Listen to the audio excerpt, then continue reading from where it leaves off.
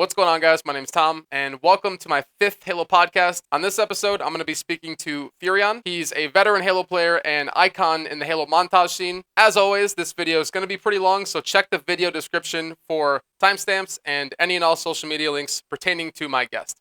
So, Halo has seen a lot of great content creators over the years. People like Zola, Muggsy, Peridius, Vital, Snipetality, just to name a few. Yeah. But, you're widely regarded as the GOAT of the Halo montage scene. So talk about how you got started playing and what motivated you to start making content. I grew up, gaming like pretty much everyone in our generation. And, I played Pokemon on Game Boy and all the staple shit growing up. And then when Xbox released, the original Xbox, Halo CE came out, right? And that was like, I don't know. I mean, there was obviously shooters before that, but like at my age, I think I was like 11 or 12 when it came out. It basically was like a start of a new era. Obviously at the time there wasn't competitive Halo, it was, there was, but it was like so niche, right? Like it was like the LAN events. Right. But for the most part, like most people, especially me, like being like 11, 12 years old, like I didn't know anything about that. So it was just like playing campaign, right? But like, holy shit, dude, like me and pretty much all my friends, we would always just play through the campaign, normal, legendary. And like, dude, some of those levels, man, like I have so much nostalgia and memory of them just still, like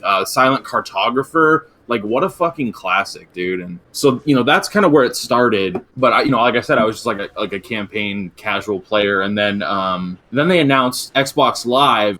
Up until then, it was just a local experience you'd play at your house. And then, boom, Xbox Live was coming out and Halo 2, right? Like, everyone loved Halo CE. And so Halo 2 was, like, Microsoft's big fucking game. Dude, I don't know, man. So I was, 13? Because it came out in 2004. So I was 13, almost 14 years old. Some reason I had the foresight. I was like, when this game comes out, it is literally going to take over every facet of my life. I knew that at 13 before the game had come out. So I sold my Xbox to my friend up the street because I didn't want to get addicted to Halo 2, and I didn't play Halo 2. A couple of my friends still had Xboxes, so whenever I'd go over there, I'd play a couple of games, and it was pretty fun. The next year, in 2005, my brother got an Xbox for his birthday and Halo 2, and within a couple of months, it was basically my Xbox. That was it, right? And the rest is history, dude. Like, that's Halo 2, the first experience, it was like the first online multiplayer shooter experience that so many people had. They did it so fucking well. I mean, obviously there was issues then, but like, it was actually hard to rank up then. Like, getting a fucking like high level 40 or 50 was like a huge accomplishment. Oh yeah. And it was so hard to do because so many people, were modding and bridging, and it was crazy. And like I said, it just kind of became a thing where I started playing Halo 2, and then, obviously I was basically just like a matchmaking noob. Played like head-to-head was one of my favorite playlists, and, I didn't really know, I wasn't really involved in like MLG or any of that kind of stuff. How did you have the knowledge to buy a capture card, or were you using like a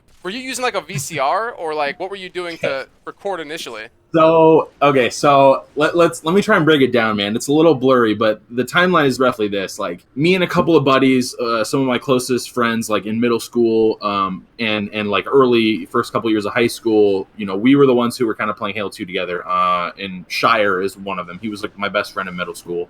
And I think he was a little more plugged into like the more competitive side of Halo. And I mean, in 2004 and 2005, it was still it was very new, right?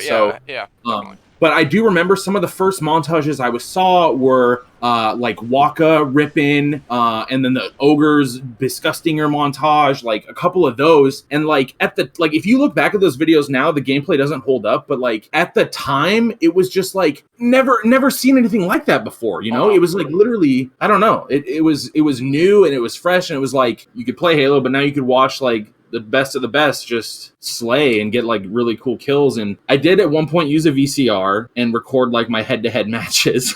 I had VCR tapes, a couple of them. I don't think there was ever any like actual good clips on them because that was still like really early days. Like I said at the start, most of the like videos I'd watched were from pro players. It just seemed like something that only pros were doing, or like people that were like really adept at the game. And then my cousin's cousin, Willie Too Great, he introduced me to Halo 2 forum. That opened a whole new can of worms, man. Like, that was basically the gateway into me creating content, because what it showed me is that literally anyone could make a montage. Like, that's really what it came down to, is that like up until that point, I had really only seen the pro montages. And then being exposed to this forum were just like people you never heard of who weren't actually competing. They were just put out their own content, and some of it was unique. And some at the time were like, a league ahead of their own, like Titan, V111. Man, his editing was crazy for back in the day. Snap Tactics, Oscar Mayer Ninja. Read 18's Montage 3 was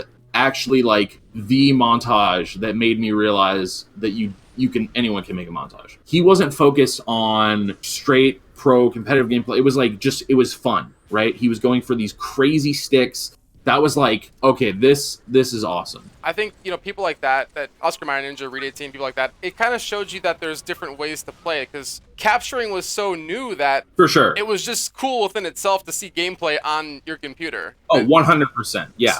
So at the time it was really cool. And I think it was. Well, I can't speak specifically about the people on H2F, but I think that H2F was it was a very diverse forum in that sense, where you had some people who liked MLG and some people who were going for sticks and some people who were playing Rumble Pit. And so it just kind of opened your mind up to new avenues. Absolutely. Yeah. And that's like the kind of like, I can do this too, and so the VCR was like an early form, but like the first real one, man, I must have had a shitty computer at the time, because what the big capture card at the time was the Dazzle DVC 90. Mm-hmm. It was like the light blue one. And the black one. Yeah, so my computer couldn't handle the 90. So I believe it was the 80, right? The black one was the Dazzle 80. Or maybe it was the 50. But either way, I had to get the black one. Okay, well, I had to get the lower tier one, and so the quality wasn't very good, but it was a start, and I made a couple. Shire and I made a couple little mini-tages,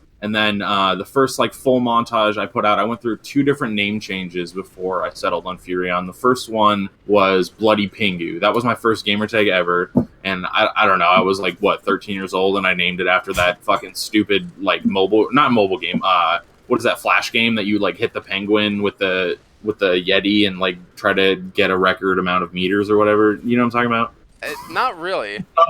It's a shitty Flash game. But yeah, like E-Bombs World, or probably like you hit a penguin with a club and it gets bloody and flies, and it's like a batting game. It's really stupid. And then the next gamer tag I made was named after a Foo Fighters song, DOA. So I tried to do like, people would like put like little stuff in front of and behind their names. So I did like capital W, lowercase v, DOA. It was like that, like to look. So my first like montage was DOA MLG montage with ACDC, and That's edited awesome. Windows Movie Maker. Like humble beginnings, because it was trash. But everyone's got to start somewhere, and that was kind of just like the jumping off point. And then I had that capture card for a couple years, and then as time went on, there were newer and better ones that would come out, and you get a new capture card. And I mean, the main thing was that like I just kept going. Before I move on to the next question, how did you decide on the name PhuRioN? Like, what was, you gave me the 2 other ones, so. It's pretty anticlimactic. So at the time, like I said, my best friend middle school and the first couple years of high school was Shire, who before going by Shire, his gamer tag was Salad Fingers 333. He was like, all right, once we started getting a little more serious about like Halo, and like we like knew our names were shit. You had like people like Archive and like Shook One and like Snaptack, like names that were like, and then you have like Salad Fingers and Bloody Pingu. It was like, we knew that we needed to kind of like get better like aliases. So I remember it was in between classes one day at high school, he pulled out a piece of paper while we were in the courtyard, and it had 4 different names written on it, and I can't remember all of the names. Obviously, PhuRioN was on the list, and then another one was Jolta, and then I don't remember the other ones. And I was like, I want that one, so I picked PhuRioN. So it came from the mind of Shire, just a random word he made up.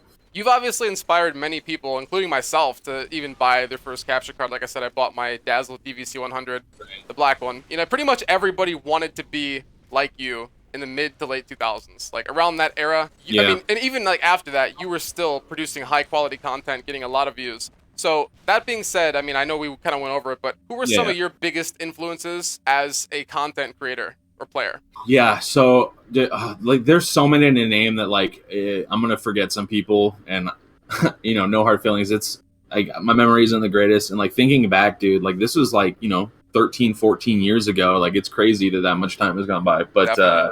some of the original, like I was saying, some of the original ones, like that kind of inspired me originally, like before I was really doing my thing. The Waka, Rippin, Titan, Shook One, Ogres, Walshy, Bullx Rape, of course, Snap Tactics, Oscar Mayer Ninja, and then, like I said, Read 18 was kind of like the turning point for me. Those were like some of my first exposures and inspirations. And then after I got like, entrenched in the H2F community, there were so many people alongside me that produced awesome Halo content. Some of my biggest inspirations there were people that I was friends with and others that I just knew on the forums that were, producing content like K-Blocker. Like, man, his content was was fantastic. It was, his editing was simple, but it was always effective, and I always liked that, and gameplay was always unique. Halsrid, QSK King, King's editing was a little bit over the top, and a lot of times I felt like it was too much, but dude, he had some really innovative shit, and no one was really doing it like him at the time, and then obviously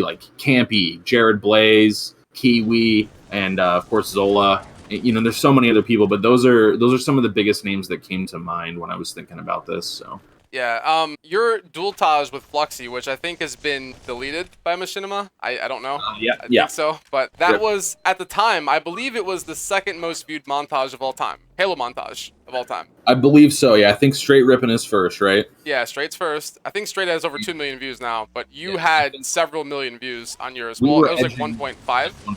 Yeah, I think near the end it was like 1.8 or 1.9. That's pretty fucking good. Yeah. And right now you currently have several montages right now. Into the Trance, Breathe, your 1v1 montage 2, Open Your Eyes, for example, with hundreds of thousands of views. So talk about the success. Like, when did your videos start blowing up? Oh man, so I kind of have to start with the Halo 3 Fluxy duel, because it was unprecedented. Before that, I did have a lot of success in Halo 2 forum and the Halo 2 montage community there. And some of the more popular videos, I honestly don't remember how many views they had back then, because now it's been over 10 years. A lot of those videos up there, so it's really hard to say. But obviously I think there was some at the time, on FB Walshy, those probably got between 50 and 100K, some of the bigger ones, right? Yeah. So I think some of my bigger montages, like Eclectic, 1v1 montage 2, Finale, and they got pretty crazy amount of views back then. Social media wasn't nearly what it is today. It's crazy, the amount of outreach and different avenues that you can go to share stuff today is crazy, and that didn't really exist back then. It was literally just YouTube and Mythica. But back then there wasn't really a bunch of ways to share your content. It was literally just you could put it on YouTube and then post that on a forum. In the mid to late 2000s, we didn't have Twitter or Instagram or really anything there was no outreach, like you said. It was pretty much the MLG game room in the mid 2000s, and then there was YouTube, and there was MLGpro.com, H2F, and that was pretty much it. And I was talking to Skulls about this too, a podcast I did with him recently, and we were talking about how FB Walshy was pretty much the key to success. Yeah. Everyone wanted to get a montage up there, because if you did that, then you made it as a player, an editor, whatever it was. Yeah, that was the biggest Halo montage channel on YouTube. Air Guitar and FB Walshy. Yep. Those two were the staples, man. Single creators like myself had, a small amount of success, but those channels grew so fast. When Halo 3 came out, Fluxy and I made another duel. So we had made a Halo 2 dualtage years before that, but it wasn't nearly as good. We were best friends in high school, and we always gamed together. So we made the Halo 3 Taj. I think it was just a couple months after release, right? That was a pretty key part in the success, was getting a montage out that had pretty decent quality gameplay, on a new or fresh game, right? Because that's what everyone wants to see. A new game comes out, you're like, ooh, let's see what you can do in it, right? And then so that was a big part of that. And then so we did the whole dance, posted it on H3F, and did all that. And one day randomly it was on Machinima's YouTube channel, just out of the blue. Did they ask you for permission to upload it, or was it something? No, did you have to sign a contract? No, it was just up there. And we were like, what the fuck? What? So on one hand, we were like, hold on. hold on, this is our content. But at the same time, it was pulling views like crazy. Oh yeah. Obviously it took years to get to 1 million, but like it was still pulling way more than like air guitar and shit. Like it was unprecedented because Machinima, they never uploaded a montage. Never. It was literally Red versus Blue, Arby and the Chiefs, skits, Halo and a couple other games. Like that was it. So the big success came from the fact that this huge demographic that had either never heard of or never seen a montage before was now suddenly exposed to it. And I hear this all the time from people that like, I'll run into people on MCC who say that they love the montage or whatever. And they're like, that was the first montage I ever saw. And a big part of that is because Machinima uploaded it. And they never uploaded montages before. So it was just like, it was completely fresh content and opened a whole new audience to that kind of thing, which was so fucking cool. Comparatively, it's kind of like when Campy was signed to FaZe, right? Because that was something that's never really been done. And he signed to FaZe. He got a huge jump in subscribers, huge jump in views, and they were, I think they uploaded a Halo montage on the FaZe channel, which is unprecedented. Right. That was unprecedented too, yeah. I mean, and it's stuff like that is so transcendent and great. When you say that Machinima didn't upload a montage on their channel, was that like the first montage, the Fluxy and PhuRioN duel? Honestly, dude, I think so. Because I used to, That's cool. I was always more in montages. I occasionally watched a couple skits, but that was what Machinima was known for back then, right? Yep. It was their like little skits. I remember like looking through the videos, and I don't remember seeing any montages. Like it's possible that maybe they uploaded one or two, but like it really wasn't something they did. So it was crazy, and I don't remember right away, but I think after some time had passed, Fluxy and I were like, well, shit, like it was, 1 million views after a couple years or something. And we were like, dude, that ad revenue though, like that would have been pretty substantial. Yeah. So we were thinking about like what we could do. And I don't remember if I reached out to someone or just thought about it, but it came down to this, right? If we approached them about that, they would have just taken the video down. And, no one wins there, right? At the end of the day, like, I'm not in this to make a bunch of money. Like, it's about sharing my passion for, Halo and Halo content. And if I can expose more people to, this new thing and inspire them, that's all I want,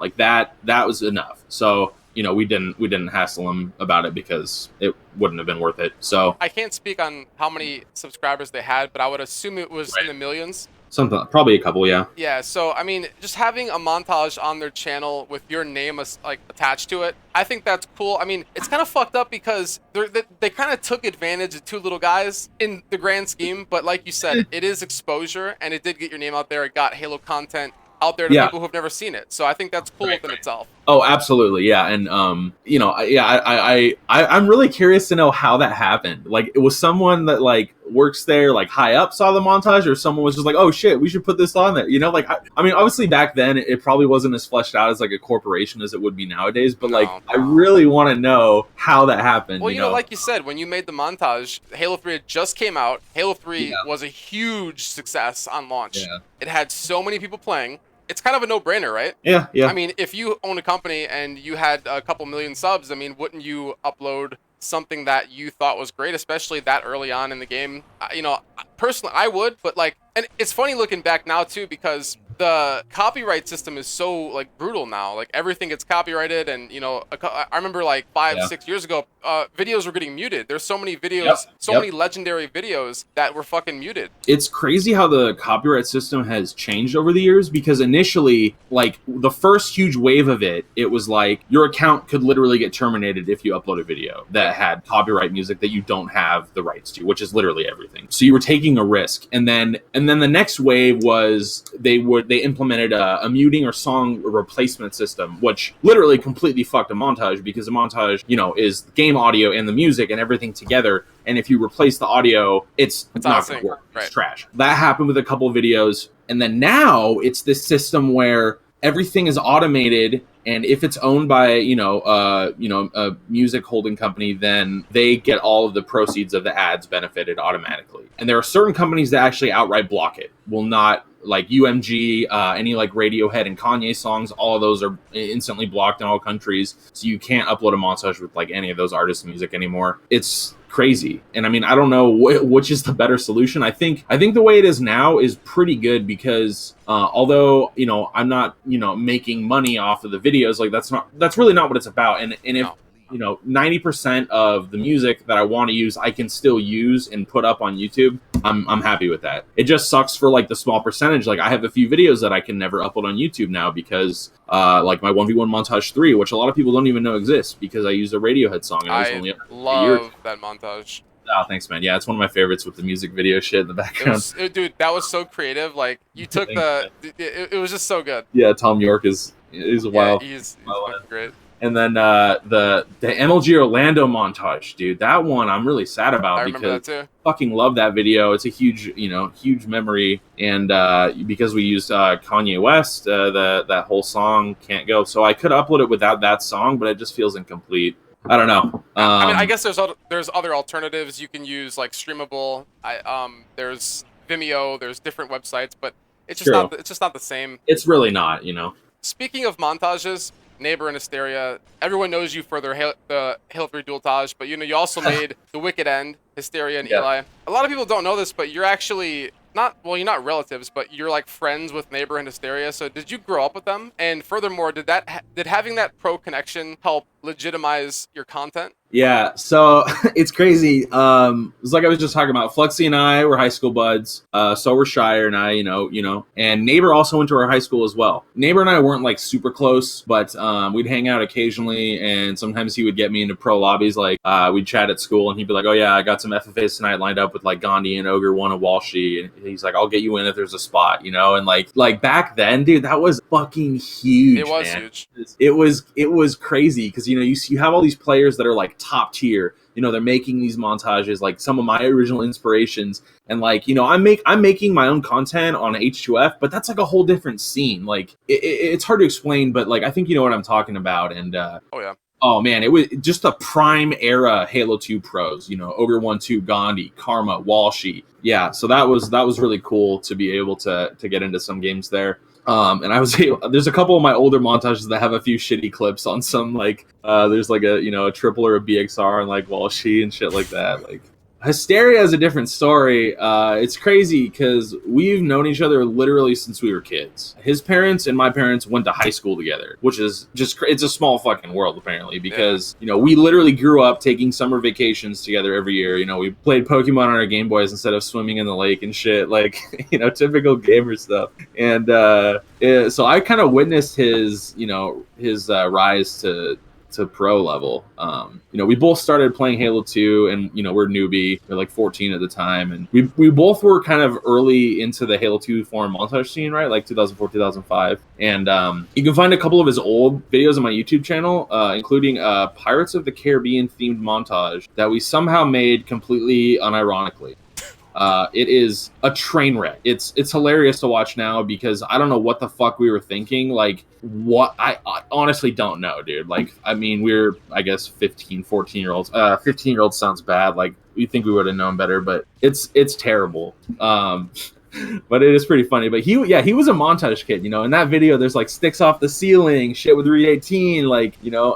And we both got a little bit of traction in the montage scene, but then he started getting more serious about his gameplay. And when MLG started doing Halo 2 FFAs, that's where his shit took the fuck off, dude, because he had an insane FFA playstyle. And from all there, it's just history, dude. He placed in a couple of the FFA tournaments, and then, you know, after that he started getting recognition, and then started getting under pro teams in Halo 2, and then was a staple in Halo 3, and then, you know, now he's a full-time streamer, and he's good. He gets a lot of viewers, right, in Fortnite? Yeah. Now he does mostly Fortnite. Yeah, you know, do CS:GO occasionally and some other stuff. But yeah, man. So like, it's pretty crazy how we kind of took on like different routes like that, but kind of started at the same place. Yeah, and so like having those guys as your friends, like I guess Hysteria more so than Neighbor, but having like editing for them, because you've edited several Hysteria montages, obviously. So when he started placing pro, when he started like team with pros, obviously you guys were still friends. I mean, did that help? Yeah. Did that help legitimize your content though, like on H2F or like YouTube or? I don't know if I'd say, like, legitimize. I mean, I feel like the content was already pretty legitimate, but like I feel like it definitely. I don't know, like pros had like there was only a few people that edited pro montages, right? Like Right, that's what Peridius I'm saying. took one, and I feel like me editing, yeah, for like Neighbor and Hysteria and stuff, it definitely kind of opened up the door for other pro players to be like, oh, okay, look, this guy knows what he's doing, and that I think that's how I got hooked up with Fear itself, and I edited like 2 or 3 of his montages for Halo 2. Yeah. Yeah, for sure. Yeah, so I mean, there's a really great video on YouTube that not many people know about. It's called No. PhuRioN announcing 1v1. Basically, you're playing a lockout 1v1 against K Foster, a friend, and while you were commentating your own gameplay, you said something to the effect of, you're gonna see some spawn sticks in his montage, and you jokingly made the implication that you stage clips. So the question is, have you ever staged any clips in your videos? And furthermore, how do you feel about people who stage clips in their videos? That video is ridiculous, I love it. and it has way more views than it deserves, man. But yeah, it's funny that you mentioned that. I don't think I've ever been like officially accused of like staging a clip. Obviously there's like people who don't understand or play enough that will just be like, oh, he stages, just because they literally don't understand like Yeah, what like goes grenade down. launches and shit. Yeah, like if you're playing like hundreds or thousands of hours of 1v1s on lockout and you try that shit, you're gonna get it eventually. But yeah, so I have staged a few clips, but I've never used a stage clip in a montage. So here's how it went down. After I made a few montages, you know how it goes. You think, oh man, what if I got this crazy stick, or like launch this off here, and oh, this would be crazy. No one's ever done this. One of my closest 1v1 buddies at the time, one night we staged a clip, and it took way fucking longer than it should have. And once it was done, so I had the clip, and I was like, this is fucking stupid, dude. I felt guilty. I was like, what's the point? Like, to gain some small clout for a video when I already have a bunch of other legitimate top stuff? No. Like, I have integrity, and I wouldn't include any stage clips in a montage. Like, that's just, I kind of found how I felt about it then. You know what I mean? Yeah, I mean, and like, how do you feel about content creators staging clips? Because I mean, you could tell when you watch a montage, like if someone's like nade launching and like people are running into the fucking launches and Yeah. stuff like that. I mean, that happens all the time. Well, it used to anyway. Yeah, I'd say it definitely takes away from the video. It's like, I don't know, like the whole point of montages for me was just to like create cool content, and if you're like literally faking stuff for it, it just seems completely fucking pointless. Like, it's especially nowadays. Back then, when someone released a big montage, it was a huge fucking deal, dude. Like, it was like a big deal for like, like a month or something, right? Like, a huge montage came out and people were talking about it for a long time. Nowadays, it's like there's so much fucking content that you literally forget about an hour later. I mean, maybe not everybody, but That's sad reality.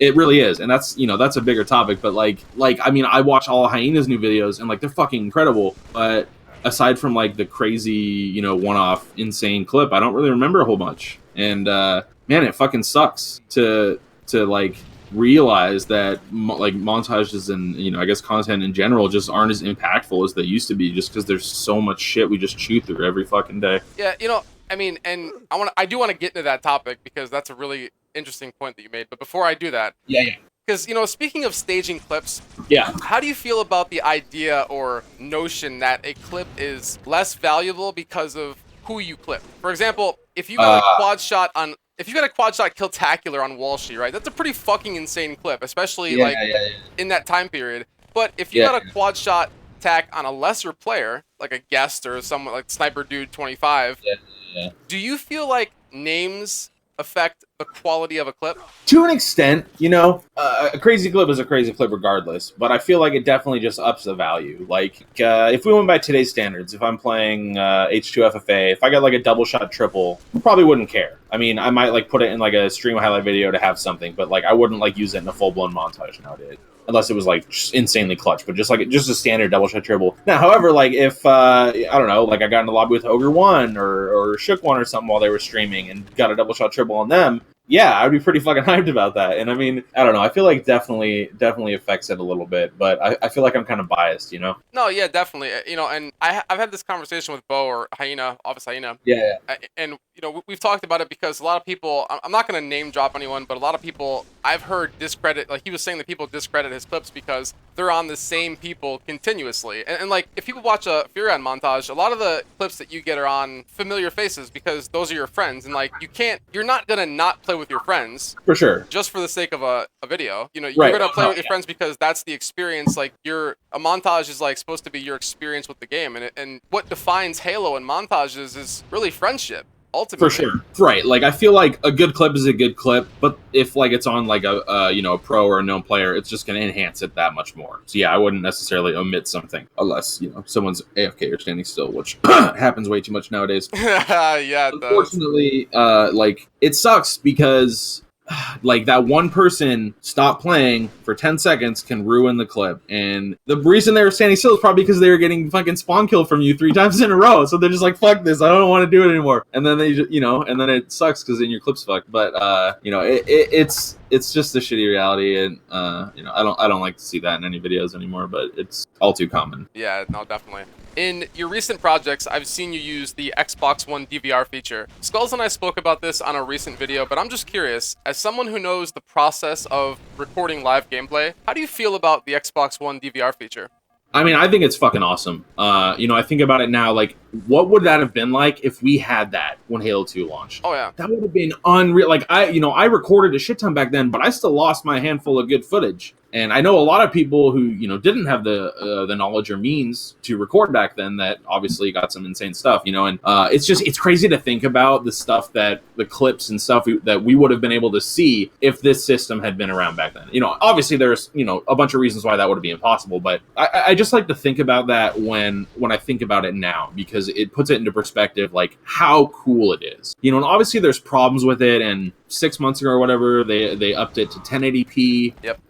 Which is awesome. I mean, it's still only 30 FPS, but like just to be able to do that as a convenience is it's so awesome. It sucks because I want to record in 60 FPS because, dude, as an editor who's been editing in 30 FPS Halo for fucking 10 years, like to be able to do 60 FPS slow-mo like I've been watching people do in Counter-Strike videos for, since those were out, like is a fucking, it's incredible, man, to be able to have that kind of sexy slow-mo. Yeah, so it sucks because I don't record in 60 FPS nearly as much just because it's so convenient to DVR everything. Yeah, but like with the convenience comes, see, like when I watch Halo 2 montages, and I know that times are different now, and it sucks because I miss the proximity chat. I miss the live recording because live gameplay is so magical. Like when you watch a Halo 2 montage, and someone gets BXR'd for a frenzy, and they say, and like you just hear the mic cut out. Dude, it was fucking great. It was great. It was. And you don't have that anymore. No, not really. And like you said, dude, there are some montages where like I literally know like there's like a scream or someone like saying something at a specific time that's just like ingrained in my memory. Dude, because it was just part of it. And Reed, like that one is a classic. A fucking I don't call you Reed 18 for nothing. Sure no. Fucking classics, dude. You can still kind of do that nowadays in a party chat. I think you can party chat, put it on speakers, and then record. You can't do it with DVR. It's a lot more convoluted. It's still possible, but yeah, like for the most part, those days are pretty much gone. And it sucks because it really was a different experience to have that kind of addition to the gameplay. I think the Xbox One probably does more good than bad.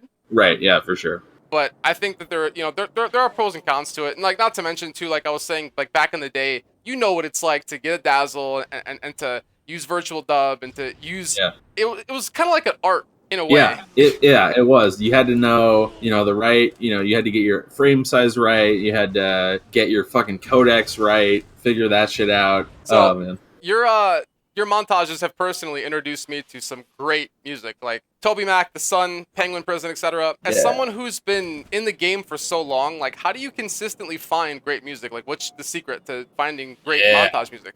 I'm glad you brought this up because one of my favorite things about making montages is music discovery. I grew up listening to mostly rock. My parents listened to a lot of classic rock. I listened to a lot of like alternative and grunge, and a lot of montages use stuff that I was familiar with, like Incubus, Foo Fighters, Disturbed, and stuff. Those were kind of some staples that were used a lot. But then you have people like Shook One who use like a huge variety of music, a lot of rap, and that wasn't really done back then. Like no one really used rap in montages, and so it introduced me to a ton of new artists, sounds, and styles, and like that was a fucking cool experience, man. And so I wanted to continue to like perpetuate that with my videos. And so as far as finding new music and artists, like word of mouth goes a long way. Honestly, like I had a lot of other people like me who would just share new artists they found, or you know, a song that they heard. Probably the biggest contributors were K Blocker and Fluxy. There were definitely others who either directly or indirectly, like through a montage, expanded my music taste and stuff. But those two guys, man, you know, we were sharing music, you know, all the time. We talk on AIM like every day, and K Blogger would say, oh hey, check this band out, 9 Black Alps, or Fluxy would be like, ooh, scary kids scaring kids, right? Like, and so like that was a huge part of it, right? Is just having you know, a community that just shared new artists. I've kind of always shied away from like radio and mainstream music. Like I like some of it, but there's just so many good bands and songs that just don't see the light of day because they're not known. You know, and speaking of that too, just to like interject here, I remember this when Feel It Still came on the radio. Feel It Still, yeah. Yeah, I loved it. And I'm like, this is something that PhuRioN would use in a month. I fucking knew it. Dude. And then when you released it, I'm like, I fucking knew it, dude. You knew it, dude. Dude, I don't know. I've heard multiple people say that. They're like, oh, this is a PhuRioN song. And I'm like, I don't know what you mean, but you're right.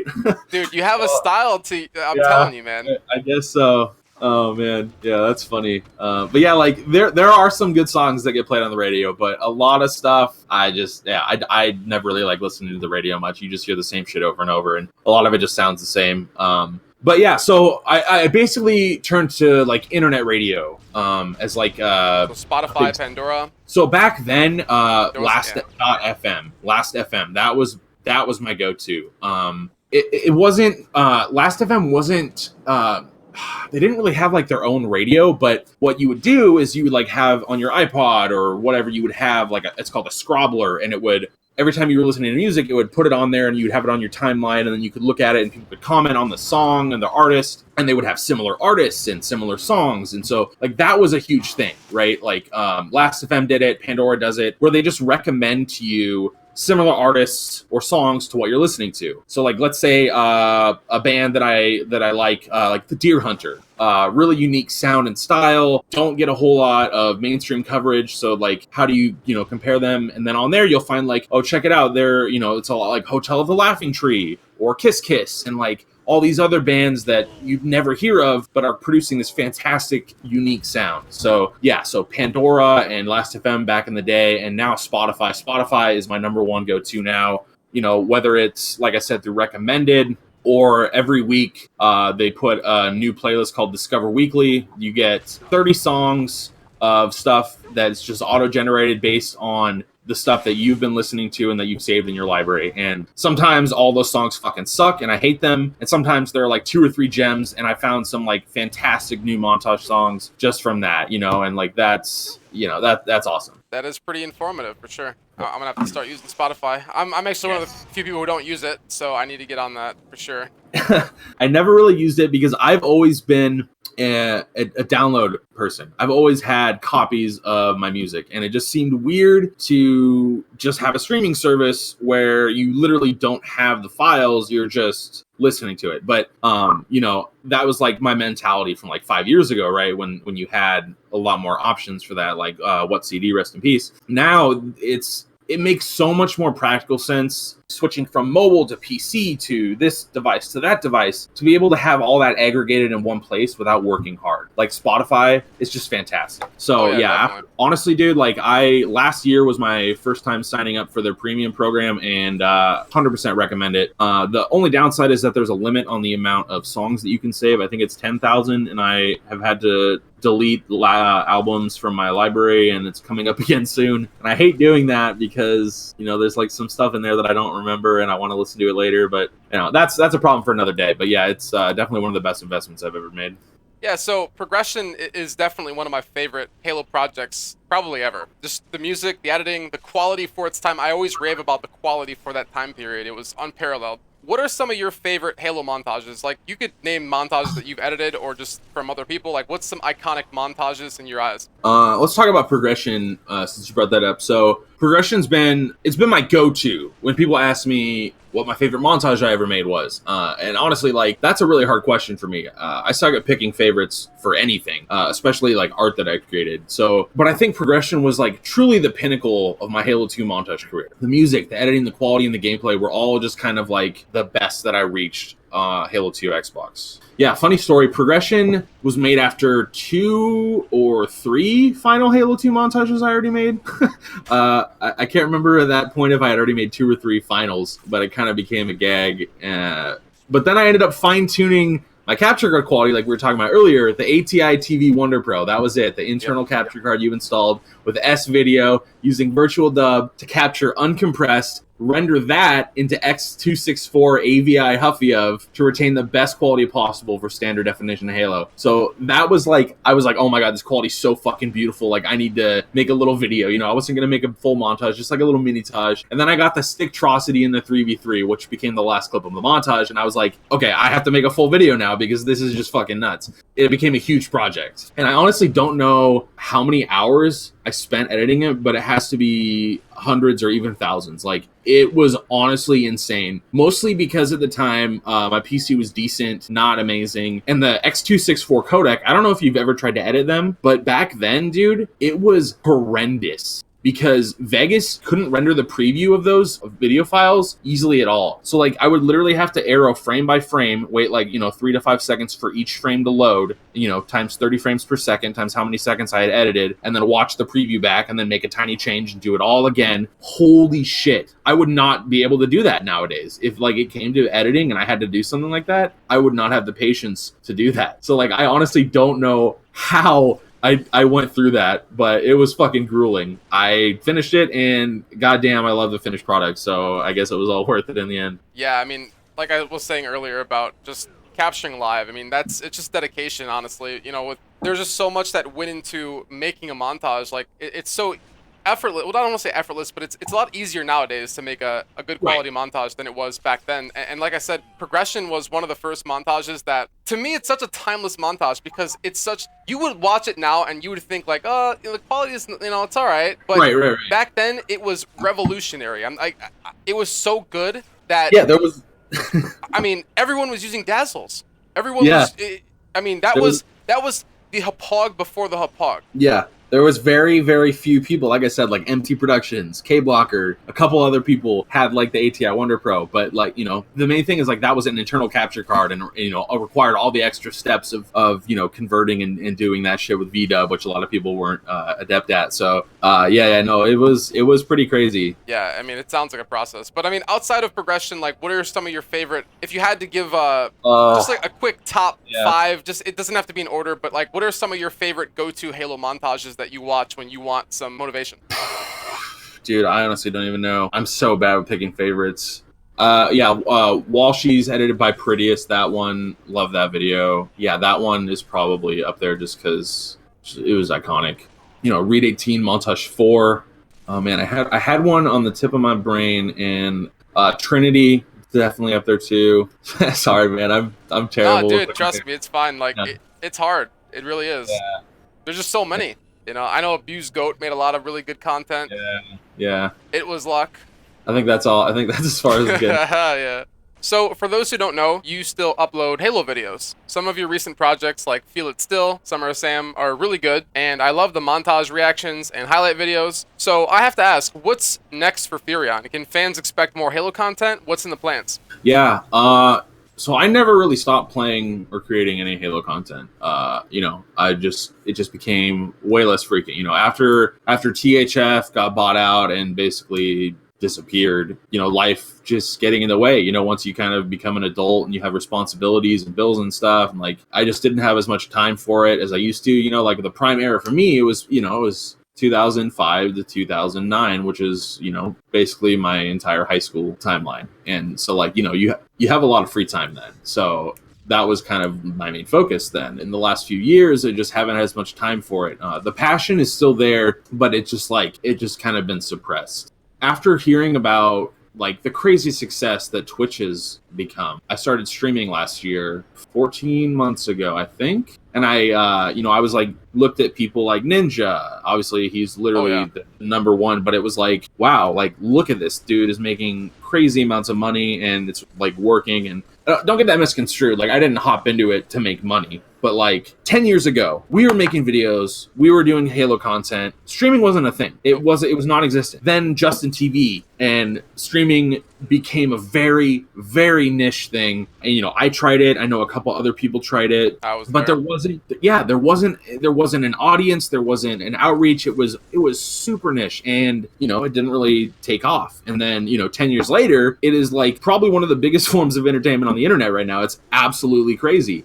Back then, if I would have been like, in 10 years I will be able to support myself and make a living by continuing to do what I do now, like, I wouldn't have believed. Like, that just wasn't a reality. Making Halo videos and Halo content that wasn't a way that you could, make a living. No, It was just I a mean, hobby. when Justin TV came out in '07, when people started streaming, they were using, Dazzles with Flash Yep. media encoder, and Yep. they all had really bad bit rates because the internet, connection was so poor back then. People were streaming like a 500 bit rate, and Yeah. I mean, it was just terrible. And so Yeah. when Twitch came out in 2011 and they introduced like the partnership program and they gave people an avenue to make money, I mean, and again, with Ninja, I knew he was going to get big. I didn't think he would get as big as he did. I always knew that he would be successful because he had the work ethic, and he wasn't afraid to make the switch to different games. Like when he switched Yeah. from Halo 5 to H1Z1 full time, that was when he really blew up. And then he won Yeah. that big H1Z1 tournament. And then when Fortnite came out, he switched, and it was all over but the crime. Yep. And Wow. that's something that, I mean, you could definitely do that too. I mean, I don't see why,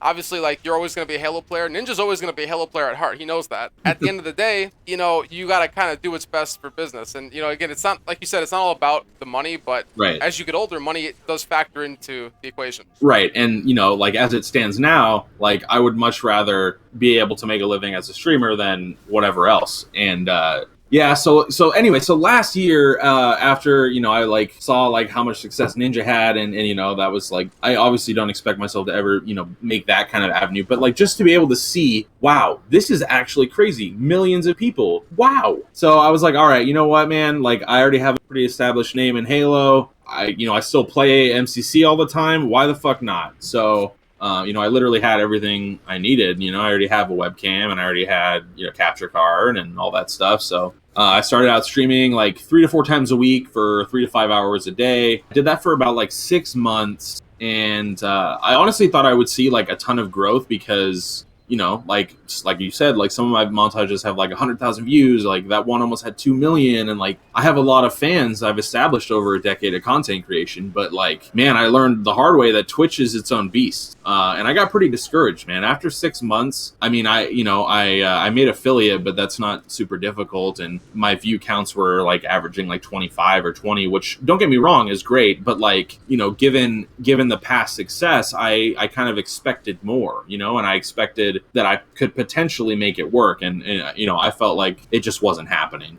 So I got pretty discouraged, honestly. And I've been streaming, like, I try to stream like once a week now, just kind of whenever I feel like it. And I still have a bunch of Halo projects I need to work on, but the motivation just hasn't really been there. Part of it is the lack of perceived value, right? Like, I still love creating Halo montages, but it just feels like the fan base and viewership for that kind of stuff is not really there now, compared to what it used to be. And not to say the main reason that I do it is that, but I've always created my videos for me.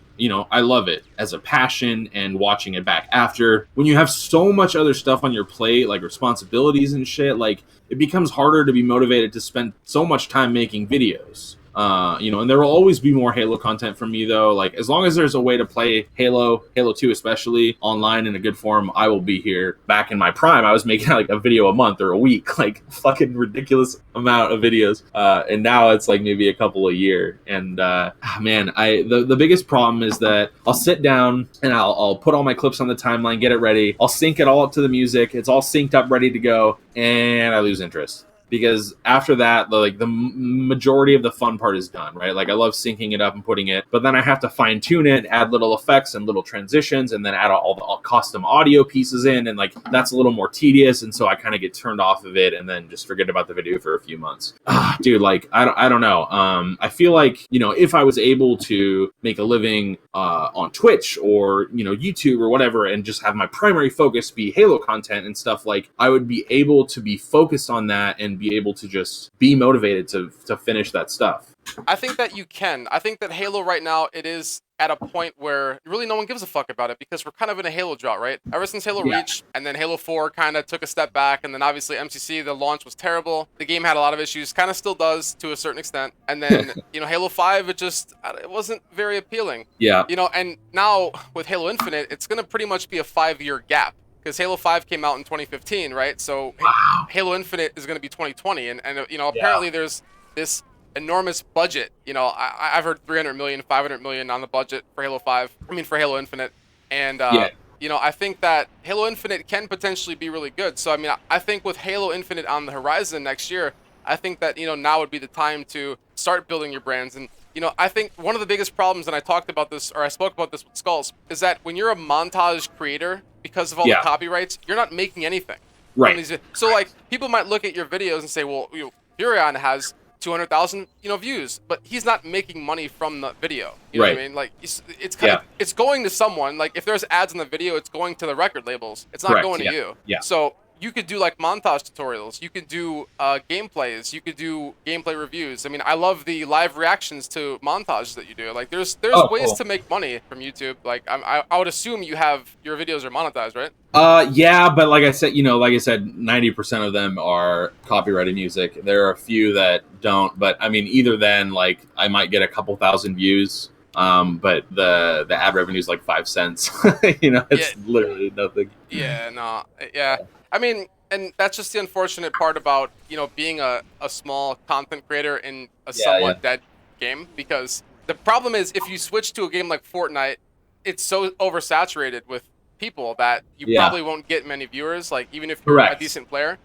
So you have to be really good. Yeah, honestly, I don't even think being really good is going to do it. Like, it's so oversaturated. You literally need to have some external force, not external force, like external way of getting viewers. Because if you're just on Twitch, you know, you're on Fortnite, you have 3 or 5 viewers or something, no one's going to find your channel. You need to have some sort of external way, you know, whether that's like a small streamer page sharing your stream to, 5,000 people or whatever, and then adding a few and a few and a few, or like getting a big host from a big streamer, or, just something else that is going to contribute to that. That's pretty much the only way, because like you said, it's so oversaturated. And, that's one thing I learned, is that the Halo streaming scene right now is fairly small. There's not a whole lot of people streaming it. There might be between 15 and 30 people most streaming MCC at a time. So, if people are going and looking at MCC, you have a better chance of getting new viewers because they're looking there. Whereas in Fortnite, they would have to literally scroll down through hundreds of pages to find you. And I tried streaming Fortnite when I started streaming again, and my viewer numbers between like 3 and 5. It was pretty horrible compared to like when I streamed Halo, I'd get like 15 to 20. So it's pretty nuts. Yeah, I mean, it's also a different time though too, right? Because the ages where people are playing right now is like 18 to 24, and a lot of these guys, young men, don't really have much experience with Halo 2. So they might look at a Halo 2 game and they're like, what the fuck is this? Like, what's a BXB and a BXR? That's fucking dumb. No one cares. The game's dead. It's, it's old. A lot of these guys grew up playing Halo 3, Halo Reach, and again, being that Halo 3 is the game that's currently being competed on with these Halo events, then people, that's what the majority are going to play. So by you streaming Halo 2, I think it means a lot more to the people who actually watch you than because you're giving them like a source to like, their game is still alive. Like, right, yeah. But at the end of the day, it's about return on investment. And like, I know people don't want to hear that, but you got to think like, if you're going to stream Halo for 5 hours a day or 3 hours a day, you could be doing something else with that time that could potentially make you money, whether that's graphic design, editing someone else's montage, or any other business ventures that you are in. So I think that you have to invest your time wisely. And, again, people, they want to see content, but also it's not like you're in high school. Yeah, for sure. Yeah, it's definitely a balance. And I think I learned that, like I said, like I streamed, 3 to 4 times a week for like 4 or 5 hours a day. And damn, man, that's exhausting to do on top of working. And then when it feels like you're not making as much movement as you'd like, it's just really discouraging. So, but yeah, no, I definitely think that there is a possible good future for me in Halo, with the release of MCC on PC and Halo Infinite. I feel like given the current the culture we're in right now with Twitch and with all social media and stuff, like every game that comes out after, regardless of how popular the one before is going to be more popular, just because now gaming is such a bigger thing and there's so many more people aware of it on every kind of platform. There is definitely potential with what's to come, and I really hope they do it right. It'll be huge if other big streamers like Ninja and other people are streaming MCC on PC when it comes out, even just for a little bit of time, just to expose, like I said, expose new audiences to that. Like, I'm sure there are tons of kids on Fortnite and stuff who, I mean, they probably have heard the word Halo, but maybe they've never actually played MCC or Halo, like I said, like with Machinima uploading my montage, it's just exposing new demographic to that type of content. So I am definitely feeling hopeful about it.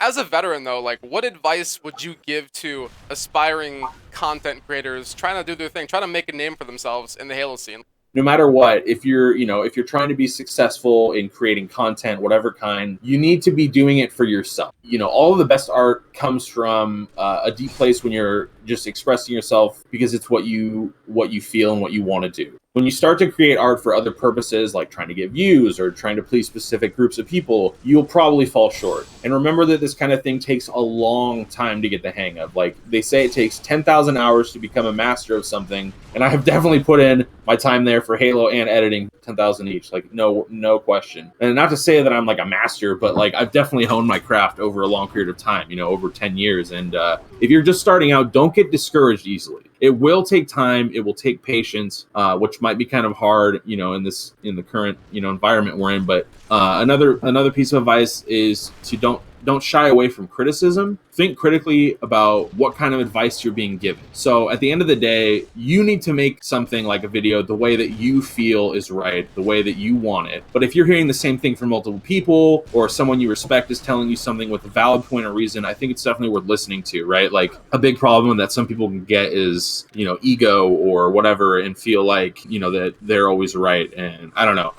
It's good to be open. If multiple people tell you, hey, this transition makes it hard to see this clip, I don't like it, like, maybe take that to heart. But if you really love it, keep it. But yeah, it's pretty crazy the way that we consume content nowadays, like we've kind of talked about. Back in the day, like when a new montage came out, it was fucking huge deal. It was like fawned over for months, and like, you'd have like, oh, look at the trailer for the new archive montages coming out in 3 months, and everyone was like talking about it, and then there'd be a hype thread before the montage came out like a day before, and everyone would just be like, oh my god, holy shit, it's coming out, and like people post like little screenshots and whatever. And like now, new videos and content come out like on a daily basis. Yep. Not necessarily new Halo montages, but like, there's always new clips and new crazy stuff, and there's always incredible stuff. But like I said earlier, like, even if you see some like truly insane clip that's just like out of this world, you're onto something next an hour later, and it's like, oh, whatever. And I mean, obviously everyone's gonna deal with that stuff differently, but like, I feel like as a whole, that's kind of where things have been. Yeah, I mean, it's just a sign of the times. I mean, with the Xbox One DVR, everyone's able to capture their gameplay in great quality. You have Silly Goose on single Halo clips doing a great job, fantastic job on the new format. Again, it's just a sign of the times. Back in the day, you had X amount of people with capture cards, and like, out of those people, you had like the top, like there was different tiers, and like editors, they wouldn't pick your project up unless it was good. You had FB Walshy, you had Air Guitar. There was very few platforms, but now everyone has the ability to download Vegas or Premiere or After Effects and edit a little highlight video to, some indie rock song or instrumental, like whatever it is. I mean, and that's just what people do, and there's nothing wrong with that. It's just kind of how, it's just evolution, I guess. So outside of Halo and making your own content, you've actually been doing a lot of work for other content creators. So talk about some of the services that you offer, and what's the best way for someone to contact you? Yeah, so I spent a lot of my time on Twitch. After I started streaming, it just kind of became a thing, and it's like, there's a whole like Twitch culture where, you're a streamer, you host other streamers, they host you, you follow them, you sub to them, whatever. Like, it just becomes like this kind of thing. And so that's kind of become like one of my primary sources of entertainment lately is, just watching a stream. I can just have a stream on while I'm working or while I'm, playing a game or just chilling or whatever. And so that just kind of became a primary thing. And I studied graphic design in college, but never pursued a career in that area, mostly because I am terrible at drawing from scratch. But my design aesthetics, I believe, are fantastic. Like placement, text, color schemes, all that stuff, I believe are my strong points. So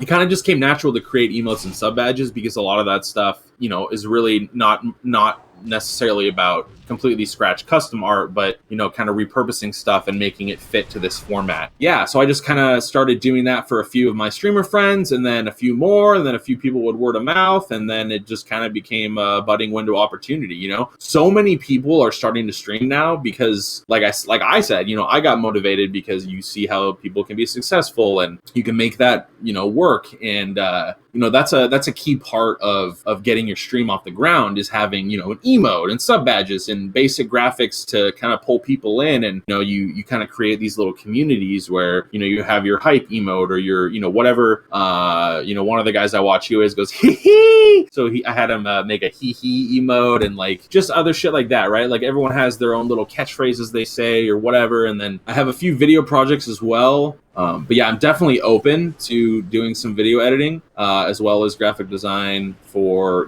pretty much any facet of Twitch, whether that's sub badges, emotes, panels, overlays, pretty much anything you could think of. I also have done, since I do video, I've done a couple, people have like the stream starting screen where it's just like a little bit of like an animation or a, video overlay for, 30 seconds looped. You can do that kind of stuff, pretty much anything. But yeah, I think I'm going to start getting on Twitter more. So my Twitter would be a good place to reach me. Also, you could email me, PhuRionFilms@yahoo.com. We'll have Tommy put that in the link. But yeah, I mean, those are probably the best ways. Awesome. So any final thoughts, plugs, comments? Oh, I really hope MCC on PC isn't a nightmare.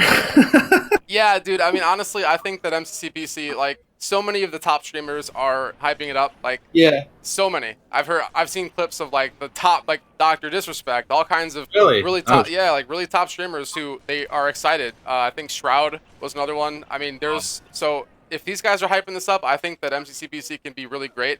And I think I think that's all the more reason for somebody like you, someone who's extremely established, by you creating content. There's going to be so many kids making the transition to MCC PC, and I think they're going to want to learn how to play the game. So I think that, because again, when the top streamers are playing it, everyone else they're all going to follow suit. So I think by people like you coming around, yeah, it will be oversaturated at first, but I think that, like with your dual-tage with Fluxy, if you do something early and often, you're going to gain recognition, you're going to gain, so I think that it could definitely work out. And especially with Infinite too, if Infinite is like a somewhat decent game, you could easily make your mark in that game too.